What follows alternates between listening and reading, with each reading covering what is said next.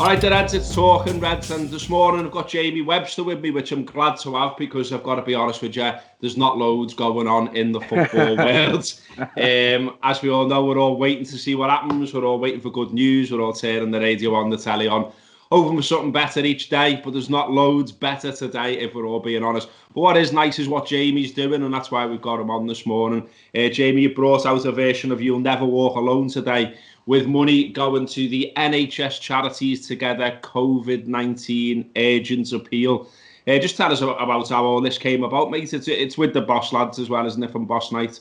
Yeah. Well, between me, sort of my manager, and the lads at Boss Night, we decided to record a few Liverpool songs. This was before the lockdown, because as much as I'm trying to push my own stuff, I can't shake the LFC fans telling me to record and release Liverpool songs. So there's a little surprise in there somewhere along the line further down. But basically, one of the tracks we recorded was You'll Never Walk Alone. And between a quick conversation between the lads at Boss Night, my manager and myself, and we just talked, with everything going on, how can we, be most effective in raising money for the NHS in this time? And it was a no-brainer, really. When we looked at the tracks we had, we just thought, right, You'll Never Walk Alone, it's perfect. Other people are releasing it at the time. Marcus Mumford, there's videos of it being played all around the world. It's one thing I want to stress, it's not like to do with football, it's to do with, or me, or Boss Night, or anyone, it's to do with raising money for the NHS. And that's all it's about. So with all my sort of reach and my power, the best way to raise the most money was to release this track at this time. And hopefully we can get a good bit of money in and get some funding in for, those on the front line who urgently need it. So yeah, I'm just made up to be able to do it. I'm not trying to claim You'll Never Walk Alone as mine or anything like that before anyone sort of jumps on that bandwagon. I just thought it would have been a nice thing to do. Sing a song that I love singing, that means a lot to me and means a lot to other people, and just get it out there and do good with it, basically. Yeah. No, it's a good thing, mate, and it's a nice thing. And as you say, I think there's a lot of people right now sort of sat at home wondering how they can help, what they can do, all that kind of stuff. A lot of people are probably feeling quite helpless around that because obviously we've got to stay indoors, we've got to do the distancing and all the rest of it. Obviously, you can use your skills to do this. How can people get behind it then, mate? What can they do? You can get behind it just by listening. Obviously, every stream that someone, as you know, every stream that's accounted for is in some way a bit of money towards the appeal. You can listen to it on repeat if you want, even if you haven't got it playing, have it turned down, listen to it on repeat all day on Spotify or whatever it is you listen to, get the streams up. It's all, none of it's coming into any of our pockets. It's all going directly to the charities. You can also buy it on iTunes. Watch the video on YouTube. Just tell your mates about it. Share it on Twitter. Share it on Facebook, Instagram, a lot. It's not a Jamie Webster thing. It's not a Liverpool FC thing. It's not even a Boss Night thing. It's an NHS thing. It's a show of strength and solidarity between people. And yeah, so you can just listen to it, buy it, whatever, share it, put it on in the car. You know what I mean? Spread the word, basically, because we all need it. We all need this to sort of pick up, and then you can sort of be proud of yourself and say, you know what, even though I feel a little bit helpless at this time, I'm sort of sat in, scratching my ass while everyone else is out there, trying to do their bit. Well, you can do your bit just by clicking purchase. I think it's only 99p or something like that. So, it's not going. I know not everyone's earning money at this time, but it's not gonna break. It's not gonna wipe out your bank balance for getting behind this song. So yeah, if you could, I'd be eternally grateful and made up, and I'm sure everyone at the NHS will be as well when in a couple of months' time, once they see how much it's raised. And yeah, LA done, I think it's done about 40,000 to date for an hour for others. Oh. So if we can, if we can get anywhere a quarter of that in the short space of time, it'd be absolutely unbelievable. So that's the sort of target we're aiming for, just to see if we can get it anywhere to replicate the amount raised for an hour for others. And that, I'd be very proud of myself and everyone involved, and I'd be even prouder of all the people who've sort of stood with me and got behind it. And thank you to yourselves for the Anfield Rap for getting me on and promoting it everywhere. No worries at all, mate. I mean, it is today that it's out there, and you can find Jamie on Twitter, Jamie Webster 94, all the sorts of links and the ways you can listen and get involved and all that are all there. I mean, Jamie, just to talk to you as well. I mean, it seems strange seeing you on my laptop with a pair of headphones on. I'm used to seeing you with a guitar in your hand singing songs at Hotel Tier or at the Harvey or whatever. You know, you're very ingrained now, and obviously Boss Night and the Boss Lads as well, and ourselves, I suppose, in the sort of in the match day culture, in being part of Liverpool support and life. And obviously right now that's all on hold, and obviously for good reason. But at the same time, it also emphasises for me that, you know, a lot of the conversations right now, and again the ones this morning, ones that I'm almost getting a little bit sick of talking about now, about money, about wages, about sort of how leagues can do X and Y and Z. And the bit that I miss is that bit that I've just been talking about. It's the social side. It's your mates. It's yourself with the guitar. It's the whole culture around going to match, isn't it? Yeah, I miss Craig from the Anfield rap as well. But yeah, that's I was talking to, you know, Paul Philbin. Yeah. You know, Paul? I was talking to Paul yesterday, and it's not the actual, like we both agreed. Yeah, we are missing the footy a little bit, but it's more seeing the lads. It's the day around the match, isn't it? The social aspect of it you miss. And plus, like, if there's not even like a dodgy decision to talk about in the middle of the week, you know what I mean? There's not a referee to slag off. There's not a press conference which Guardiola's look like it's hitting that you can talk about or anything like that. It's literally all on hold, and I think it's definitely because that's what football brings people together more so, if not just as much as music. Do you know what I mean? And the fact that there's no gigs going on or no matches, no sort of social gatherings, people aren't coming together doing stupid stuff and doing, you know, having a laugh, and it's just, there's nothing to talk about. But, you know, like what you're saying, the wages side of it, or this virus, the hospitals, that's literally, or the weather. The fact that we've got a bit of nice weather seems to be like on the tip of everyone's tongue, because it's something nice to talk about, you know.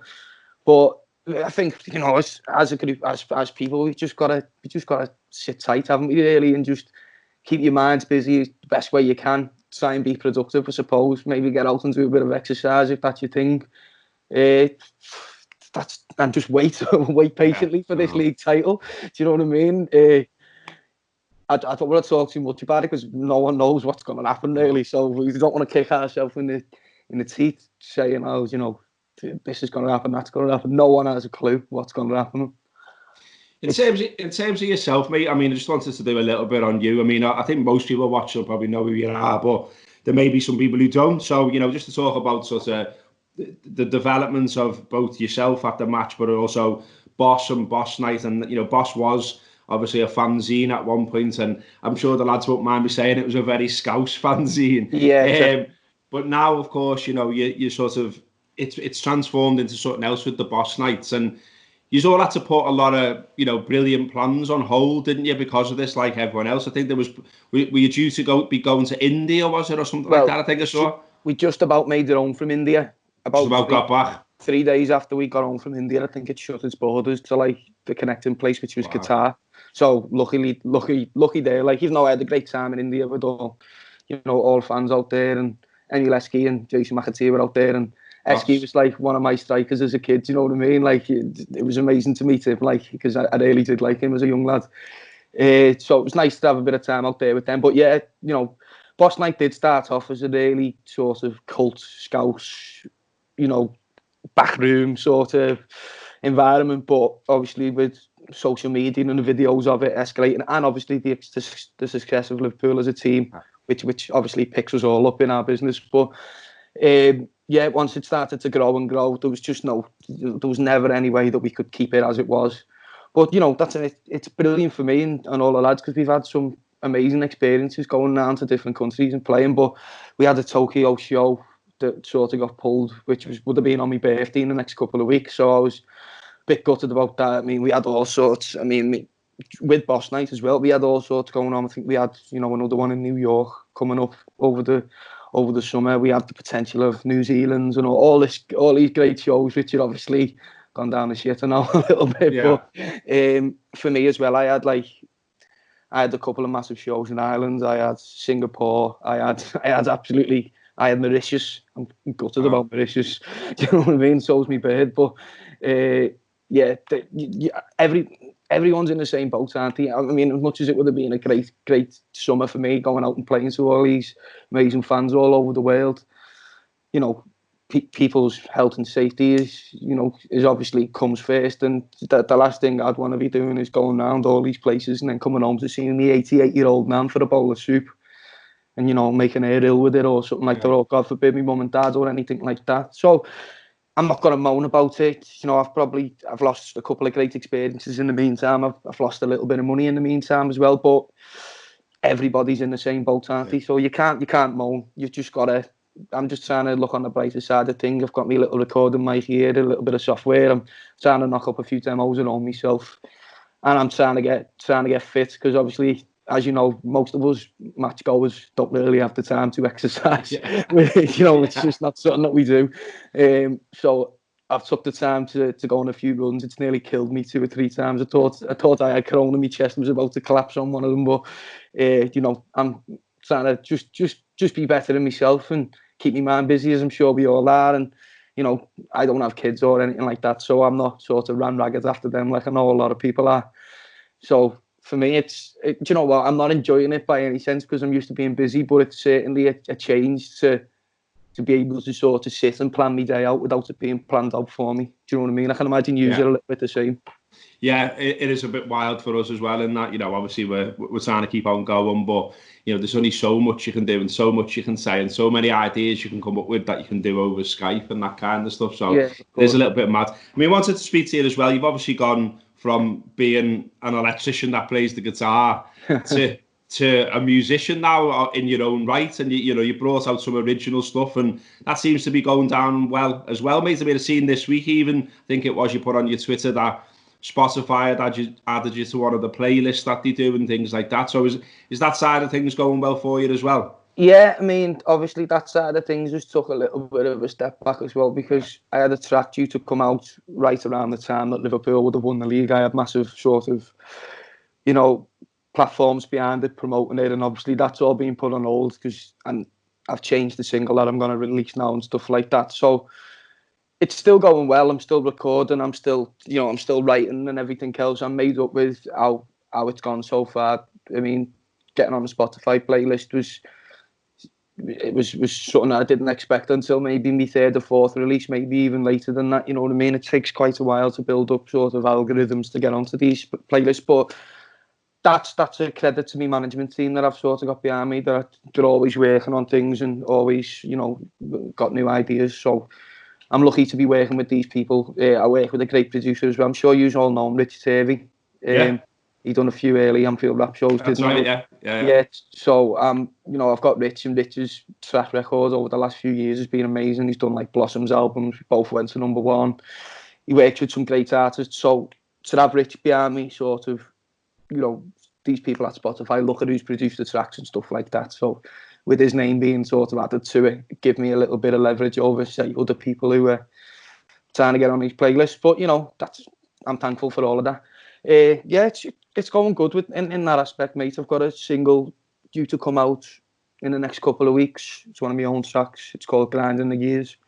It's about, like, you know, when you're sort of stuck in a rut, trying to be, I suppose it's a bit like this when you're trying to be productive with your days and you feel like, oh, is there any point? But you just grind the gears and get through it all, don't you? Well, that's what the next song is going to be sort of about. It's a bit of a different vibe to the last two, a bit slower, a bit more sort of cast vibe, slower cast tune vibe. But I'm made up with how it sounds. Again, Richard's done a boss job on the production, so hopefully that takes off, and hopefully Spotify are looking up for that one as well to help me with the streams. But yeah, it's amazing. It's boss to be sort of off the building site and put my tools down, and you know, me bag of tools at the minute, my guitar and a mic and a laptop, which is something I've always dreamed of doing, to be honest, since I was probably about 15, 16 and I started writing tunes. You know, I've always thought to myself, wouldn't it be great if this was your job?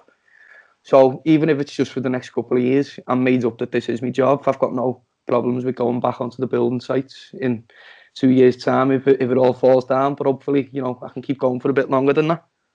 I think as well, mate, I don't know what you think about, you know, because we're all sort of holed up at the moment and because we're, you know, concept of time even is going out the window a little bit and days are all merging into each other.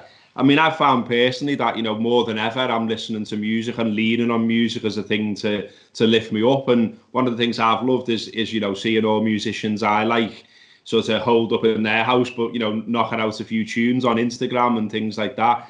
And I think it's certainly made me appreciate music a bit more. But I think as well, maybe, you know, you've come at a good time with what you're doing in the likes of, you know, you've got Jerry Cinnamon kicking rounds, you know, that sort of vibe of a lad with a guitar has come back. You know, for a long time it was, you know, no one seemed bothered about that. It's very much like an electronic music scene and all that, and a lad with a guitar was a little bit forgotten about. That seems to have come full circle and come on back. And you've got, like, you know, you've got other lads from Liverpool as well. Mason Owens is on his way up, isn't he, as well? Yeah, there's some cracking musicians, you know, really, like, especially in Liverpool, there's some absolutely brilliant musicians coming through, some great bands, some Mason Owens is one, the Swayer, another good young band coming through.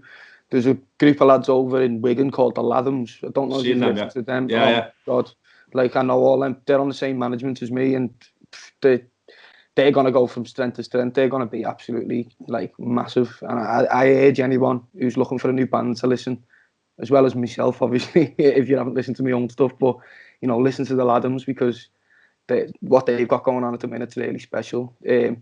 There's other good bands. There's, like you say, Mason Owens.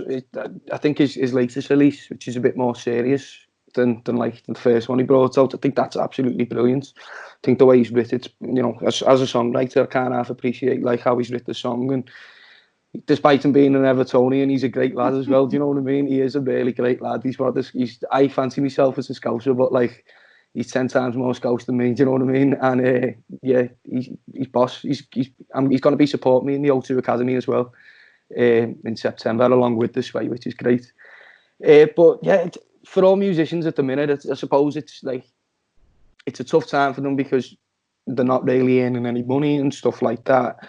But it's an opportunity for them to get out there on the socials and, you know, show everyone what they've got. Red Rum Club have been doing a lot of good stuff at the minute as well on the socials, and other great bands who I've had the pleasure of supporting and the privilege, and they're all great lads. So and the tunes are amazing. So just for anyone who's looking for some new music, there's a few names there I've rattled off that you could listen to over the next few weeks. There's another band in Glasgow called the Snuts, absolutely great band.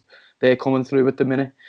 You know, there's loads of people knocking on the door. I'm actually in a Battle of the Bands competition with on this thing on Twitter called Mainly Oasis, and they've listed a load of bands that they're sort of playing off against each other, up and coming artists. I've managed to get into the quarterfinals, which I'm buzzing about. I didn't expect to get through the first round, to be honest, because these are all proper musicians and stuff like that, not a rag ass winging it like me, you know what I mean? But yeah, like I say, if anyone wants to, if you go on that, you know, Mainly Oasis on Twitter, there's some great bands there, and just in that little pool of bands, there's actually a Scouts band called Columbia as well. They were still in the competition. They were a good young band coming through. It's a bit of an Oasis vibe to them. So yeah, there's other bands as well, like the Sunday. They're quite lazy. I'm sure that a lot of them are bitter Evertonians, but still the music's great. You know what I mean? So I'm not going to criticise there, but. Yeah, music's a boss thing to get into at this moment in time. Even if you've always been thinking, you know what, I'd love to learn guitar. If you've got a guitar in your spare room, get on YouTube and why not? Do you know what I mean? I've got my mate who's a plumber, funny enough, Fazza from Bootle, and he's still working, but because his work's quite dead, so he's decided to learn the guitar in his van. And he's phoning me up every 5 minutes. Hey lad, how'd you play this BM chord and stuff like that? You know what I mean? It's great. It's a challenge trying to get it round to him. Like, but you know, to see people like that, you know, thinking, you know what, I've always wanted to do it. I'm going to do it now. That's what it's all about. You know what I mean? Just try and make this beneficial for you. Try and do something that you enjoy. Do something that's going to make the time pass quickly. I'm learning to record stuff only on GarageBand, and that's making me days absolutely fly. Do you know what I mean? So. Anyone, even if you want to read a book or something like that, and you've never got down to reading, there's no time like the present because there's literally fuck all to talk about. Yeah. So, read a book and talk about that. Absolutely, mate. And some great advice on bands there. Well, listen, Jamie's single is out there. His version of You'll Never Walk Alone is out there. As I said before, all proceeds go to the NHS Charities Together COVID-19 Urgent Appeal.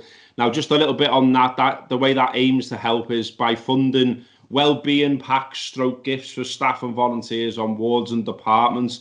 This could include food deliveries, protein bars, drinks, snacks, refreshment, wash kits, overnight stay kits, things like that.